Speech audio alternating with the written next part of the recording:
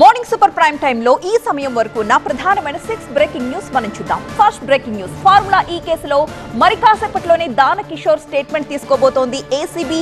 కాసేపట్లో మున్సిపల్ శాఖ కార్యదర్శి దానకిషోర్ స్టేట్మెంట్ ని రికార్డ్ చేయబోతోంది. ప్రభుత్వ నిధుల దుర్వినియోగంపై ఏసీబీకి ఆయనే ఫిర్యాదు చేశారు. దానకిషోర్ స్టేట్మెంట్ తరువాత హెచ్ఎండిఏ ఆఫీస్ లో రికార్డులను పరిశీలించబోతోంది ఏసీబీ. ఇక సెకండ్ బ్రేకింగ్ న్యూస్ కూడా ఫార్ములా ఈ కేసుకు సంబంధించిందే. అసెంబ్లీలో ఫార్ములా ఈ పై చర్చకు బీఆర్ఎస్ వాయిదా తీర్మానం ఇచ్చింది. దీనికి సంబంధించి ఫార్ములా ఈ పై అసెంబ్లీలో చర్చించాలని డిమాండ్ చేస్తూ ఆ పార్టీ వాయిదా తీర్మానం ఇచ్చింది. ఇక థర్డ్ బ్రేకింగ్ న్యూస్ లగచర్ల నుంచి వస్తోంది. సంగారెడ్డి సెంట్రల్ జైలు నుంచి 17 మంది లగచర్ల రైతులు విడుదల అయ్యారు. సంగారెడ్డి సెంట్రల్ జైలు నుంచి వీరంతా కూడా రిలీజ్ అయ్యారు. వెంటనే ప్రభుత్వానికి వ్యతిరేకంగా నినాదాలు చేయడం మొదలుపెట్టారు. ఇక ఫోర్త్ బ్రేకింగ్ న్యూస్, పవన్ పై అనుచిత వ్యాఖ్యల కేసుకు సంబంధించి కాసేపట్లో టెక్కలి పిఎస్ కి చేరుకోబోతున్నారు దువ్వాడ శ్రీనివాస్.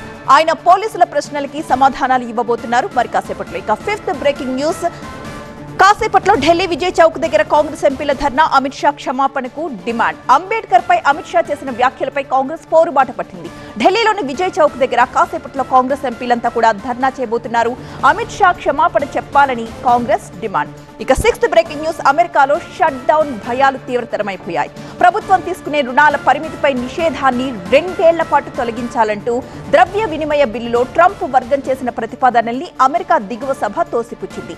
ఈ ప్రతిష్టంభన్ని తొలగించడానికి వాషింగ్టన్ కి రావాలంటూ Republican senator Kevin Cramer Trump ని కోరారు. ఇవి ఇప్పటి వరకు ఉన్న ప్రధానమైన 6 బ్రేకింగ్ న్యూస్. ఇక